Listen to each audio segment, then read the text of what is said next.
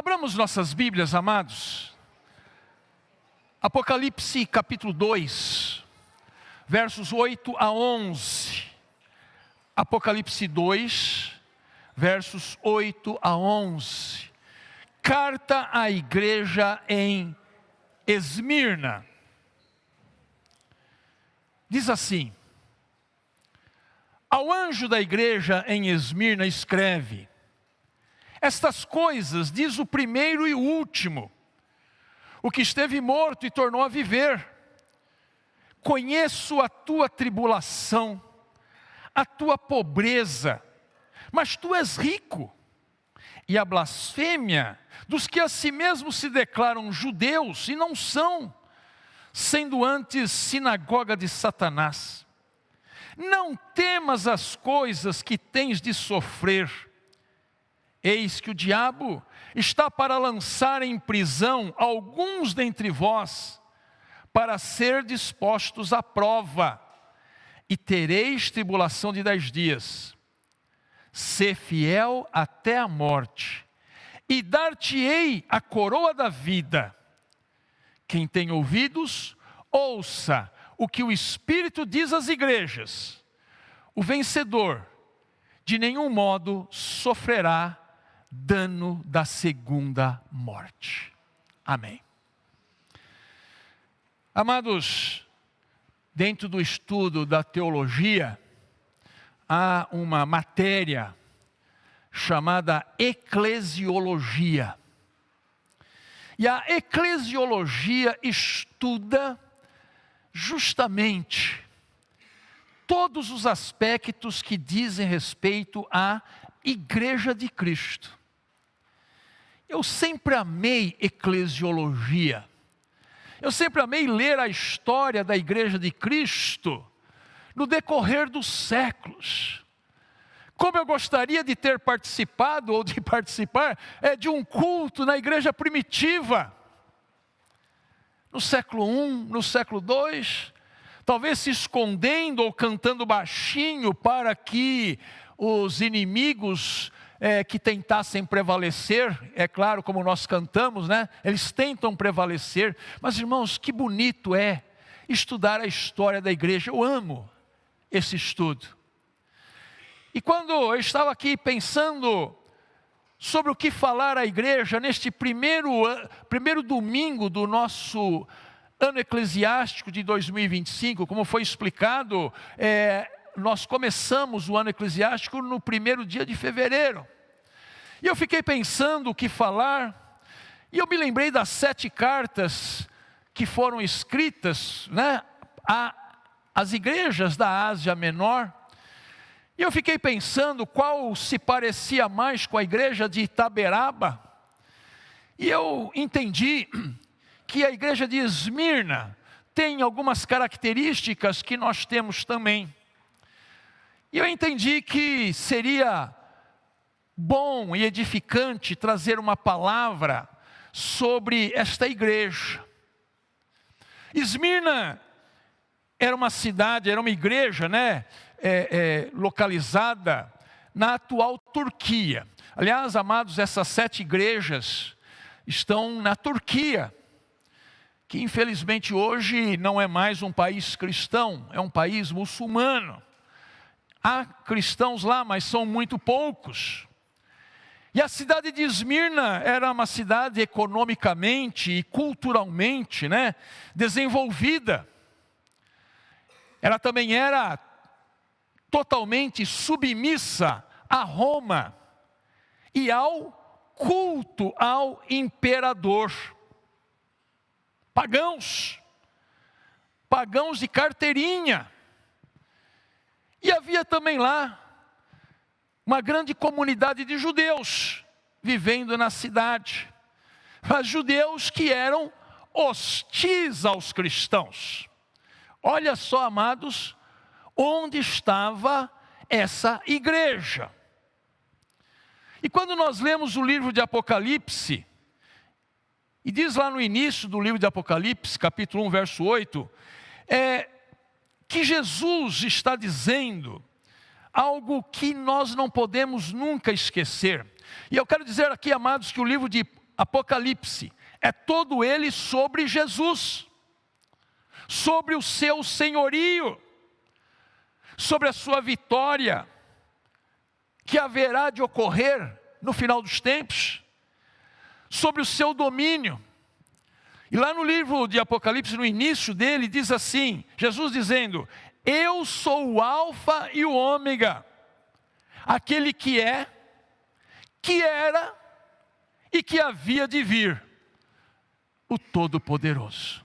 Então, amados, o livro de Apocalipse não é para meter medo em ninguém, mas é para dizer: creiam, eu, o Senhor, venci o mundo, venci o mal, venci os poderosos, e o mal não haverá de prevalecer contra a minha igreja. E quando nós lemos as cartas às 7 igrejas da Ásia Menor,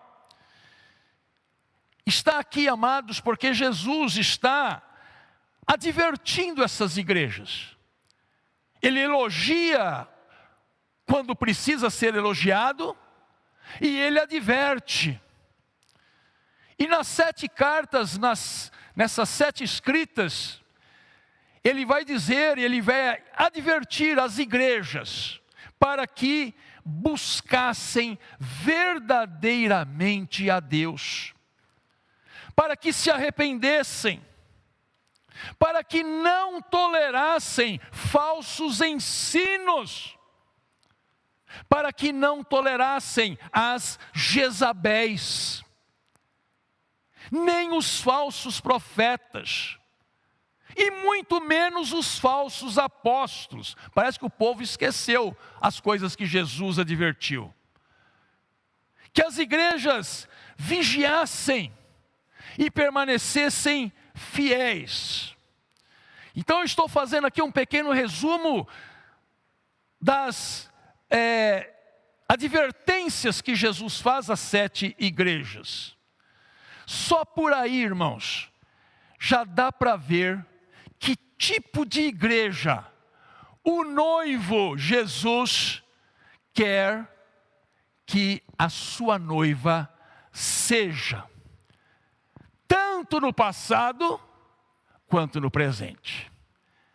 Bem que poderia ser carta à igreja em Itaberaba, porque aquilo que Jesus desejou para Esmirna, certamente Ele deseja para nós. E os cristãos em Esmirna estavam sendo atacados, levados a adorar o imperador como se fosse Deus. E muitos estavam morrendo por causa da sua fé. Quem se interessa pela história da igreja, certamente já ouviu falar de um bispo de Esmirna chamado Policarpo. Não é isso, pastor? Policarpo. Cadê o Felipe? Policarpo. Foi um bispo em Esmirna.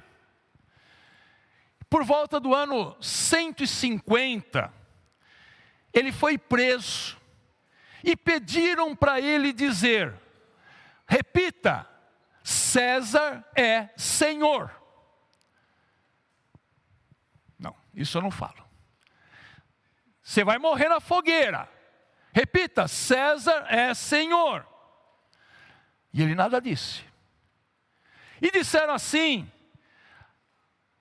passe a maldizer a Cristo, e nós o poremos em liberdade.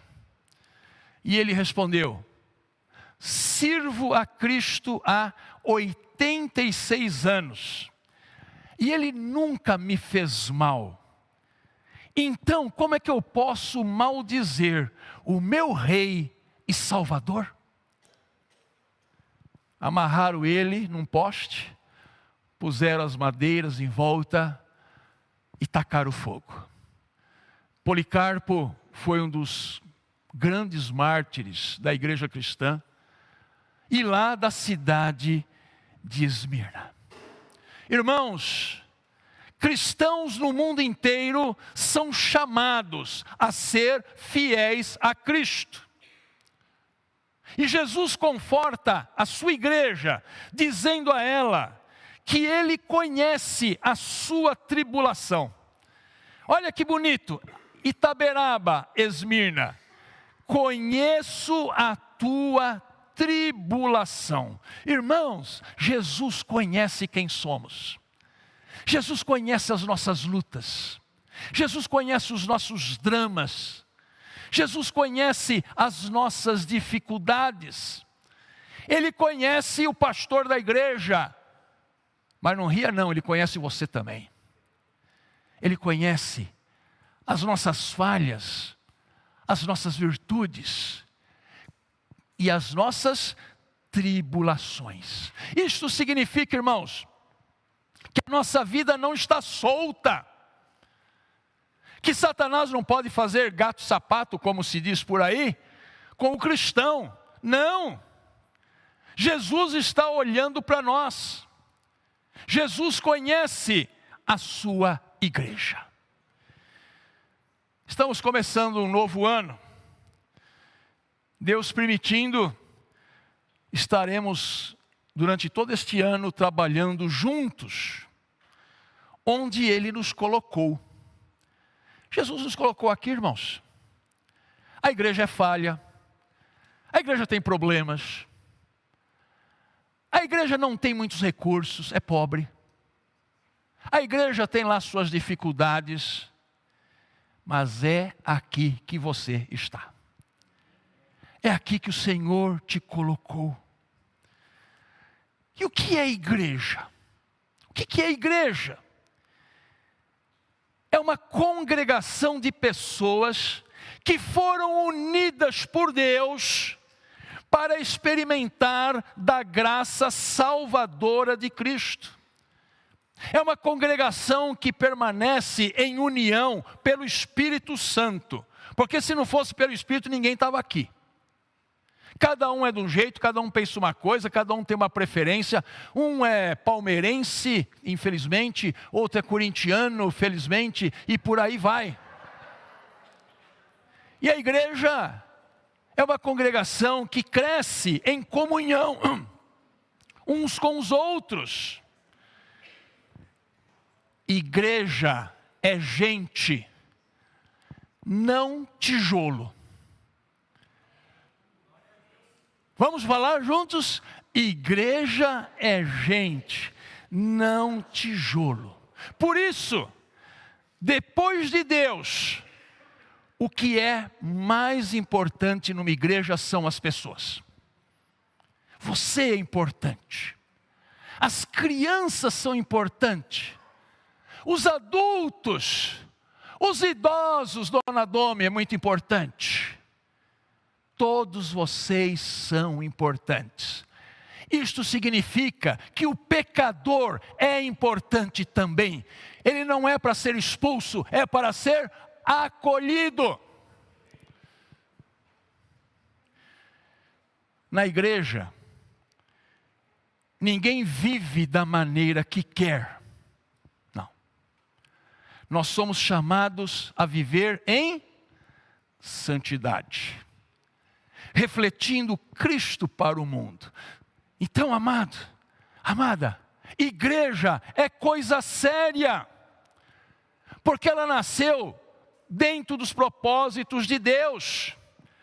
E vou lhe dizer mais, ninguém te obrigou a ser cristão. Então, seja direito. Pesado isto, né? Alguém aqui foi obrigado a ser cristão? Vieram os soldados dizer, você tem que ser crente. Não, ninguém te obrigou. Portanto, seja direito. Não apenas dentro do nosso convívio eclesiástico, mas lá fora. Como o mundo precisa ver crentes sérios.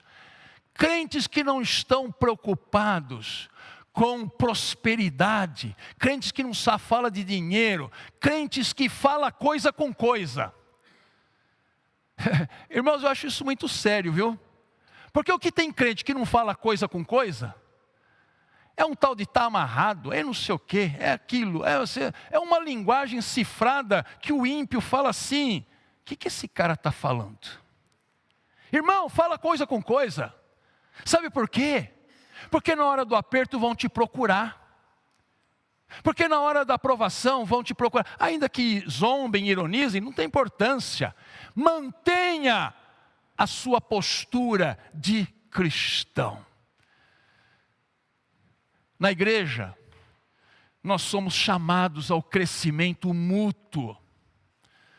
Como eu disse, nós não temos muitos recursos para investimento patrimonial. Mas nós queremos nos esforçar para investir tempo e cuidado em pessoas. Irmãos, o que Deus quer não é igreja grande, é igreja santa. Não é igreja conhecida na toda a Zona Norte, pelas suas programações, pelo seu louvor, mas uma igreja conhecida pela sua fidelidade a Cristo Jesus. Existem muitas igrejas à nossa volta que agradam os ouvidos de multidões pela capacidade técnica vinda de caríssimos equipamentos. Mas eu vou dizer, irmãos, Deus não se impressiona com os nossos shows. Deus não se impressiona com os nossos showzinhos. Ele chega a dizer para Amós, lá no Antigo Testamento, Deus falou assim, para Israel, que estava lá tocando maravilhosamente bem, cantando: afastem de mim o estrépito dos teus cânticos, porque não é isso que comove o meu coração. O nosso louvor, amados, precisa agradar o único ouvido que realmente importa. O único ouvido que realmente importa. O nosso louvor é para agradar a Deus. E nós queremos que cada pessoa que se achegue a nós, não apenas se sinta bem por estar numa igreja acolhedora, mas para que a pessoa possa dizer: aqui tem um verdadeiro louvor voltado para Deus. Aqui tem a verdadeira pregação da palavra que está em consonância com as Escrituras. O pastor não inventa, não acrescenta e não faz firula. E aqui acontece isso. A palavra é pregada com seriedade e com autoridade. Lembrem-se, irmãos, não é função da igreja trazer felicidade, mas é função da igreja levar pessoas a conhecerem mais a Deus e se aproximar mais de Deus. Esse é o nosso propósito. Levar pessoas a conhecer mais o nosso Rei, o nosso Senhor. E aí, a felicidade Ele vai trazer. Mas eu não posso garantir que eu vou trazer ou a igreja vai trazer. Às vezes as pessoas confundem, acham que é a igreja que tem que nos trazer esse prazer. Não, é Deus que vai te trazer. A nossa função é dizer: Deus é assim, Deus falou assim, Deus age assim, Deus chama você assim. Aí a pessoa vai ouvindo, vai entendendo e vai crescendo, porque quanto mais conhecemos de Deus, mais somos felizes. Jesus, nessa carta a Esmirna, também diz: conheço a tua pobreza. Por quê? Porque aqueles crentes de Esmirna, eles eram procedentes de classes pobres. E possivelmente, alguns eram escravos. E aos olhos da cidade, quem conhecia lá a igrejinha de Esmirna, eles diziam assim: eles são pobres. Mas Deus olha para a igreja de Esmirna e diz: não, vocês são ricos. Financeiramente nós somos pobres, não é, Wesley? Irmãos, todo mês empata, graças a Deus está empatando, né? 0-0 todo mês. Está faltando aí até alguns recursos para consertar algumas coisas. Ah, pastor, somos pobres. Vem Deus e nos corrige. Não, vocês são ricos. É isto que nós realmente desejamos. E esta palavra de Deus que fala para uma igreja pobre que ela é rica, é uma daquelas coisas difíceis de entender. É paradoxal. Os critérios humanos não funcionam com Deus. Humanamente falando, a igreja é pobre. Esse é um critério humano, econômico, financeiro. Mas Deus tem outro critério, é um critério que nós não vemos. Ele fala: não, vocês são ricos. É por isso que a Bíblia diz assim: os primeiros serão os últimos, os últimos serão os primeiros. Quando eu sou fraco, aí é que eu sou forte. Quem quiser dominar, será servo de todos. O humilde é que governará. Olha quantos paradoxos nós temos na Bíblia. E aqui na igreja de Esmirna é isso. É uma igreja pobre que Jesus diz que é rica. E isso nos faz perguntar. Preste atenção nessa pergunta. Meus irmãos, o que é mais importante? A igreja ter visibilidade ou a igreja ter relevância?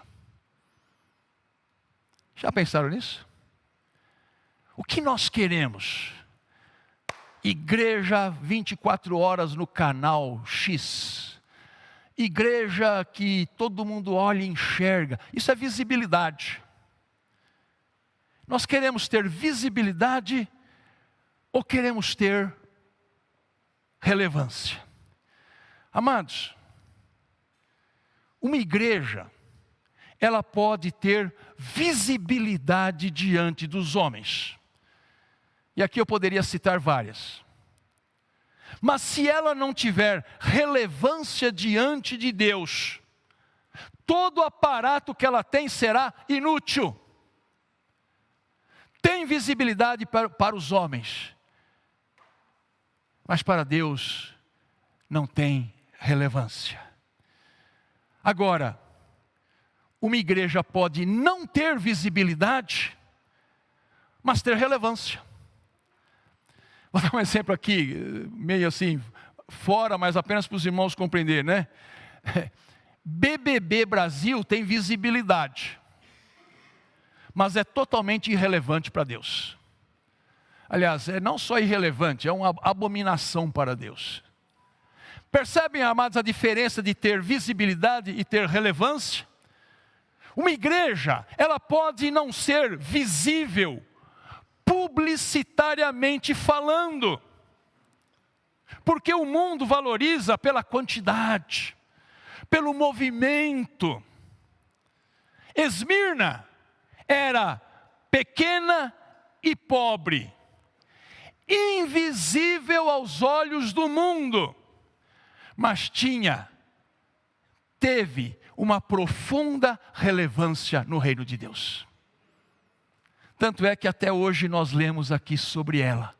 Uma igreja fiel, uma igreja que não abandonou os princípios, uma igreja ética. Publicitariamente, ninguém conhecia. Se alguém perguntasse lá no canto da cidade: onde que fica a igreja de Esmirna? Esmirna, nunca ouvi falar, nem sei se tem essa igreja aqui na cidade. Não era visível, mas foi relevante. E eu vou caminhando aqui para o final, nessa questão de relevância, até para ficar bem gravado para os irmãos essa questão. Vocês querem ver, amados? De repente alguém entra aqui, e lá no seu coração essa pessoa está disposta a acabar com a sua vida. depois do culto. Mas ela ouve a palavra, os irmãos o abraçam sem saber, oram, e essa pessoa sai com ânimo para uma nova vida. Pergunto para os irmãos, isso tem visibilidade? O mundo fica sabendo disso, irmãos? Não. Outro exemplo, alguém recebe numa segunda-feira um prato de comida e uma oração do Alimentando Vidas. E naquela noite, naquela madrugada, essa pessoa entende que existe um Deus que cuida dele.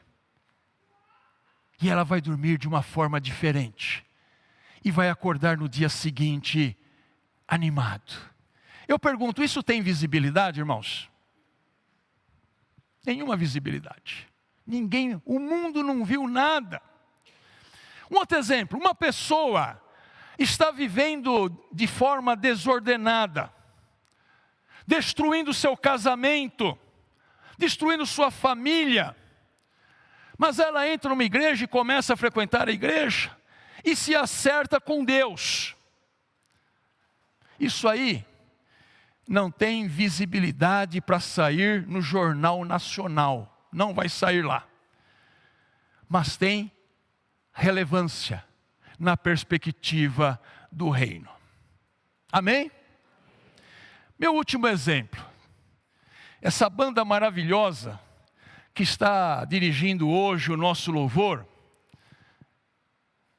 não tem nenhum figurão, é composta só por anônimos. Irmãos, me desculpem, ninguém conhece vocês. Ninguém conhece vocês. Não tem visibilidade no mundo gospel, graças a Deus, não tem. Mas, irmãos, não fiquem chateados. O importante não é ter visibilidade. O importante é ser relevante diante de Deus. Uma banda que faz um louvor honesto, de coração, que pode ter lá suas falhas, eu não vi nenhuma hoje. Não tem visibilidade, mas tem relevância. Esta é a igreja de Esmirna, ou melhor, essa é a igreja de Itaberaba. Deus diz a Esmirna, e eu termino, não temas as coisas que tens de sofrer.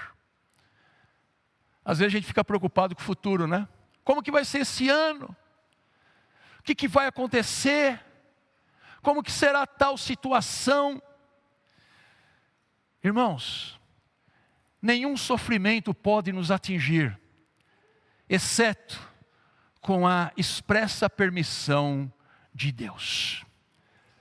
Então é Deus que está com você. E termino dizendo esse versículo maravilhoso: sê fiel até a morte, e dar-te-ei a coroa da vida. Ou seja, somos chamados a ser fiéis até as últimas consequências. E também até ao nosso último dia de vida. Nós temos muitas coisas para viver este ano, irmãos. O nosso ministério de oração tem importantes propostas de oração para a igreja. Relógio de oração. Nós estamos dispostos a termos dia e noite a igreja sob intercessão. 24 horas. Você é responsável por 1 hora. Vamos ter um dia de jejum semanal também. Teremos oração no gabinete pastoral antes do culto. Encontros de oração, como foi falado aqui, pelo Meet, para toda a igreja a cada 15 dias. E eu quero dizer a cada um, vamos orar. Vamos confiar. Vamos crer. Vamos ser uma igreja que Deus se agrada dela. Que Deus nos abençoe nesse propósito. Amém? Amém. Glória a Deus.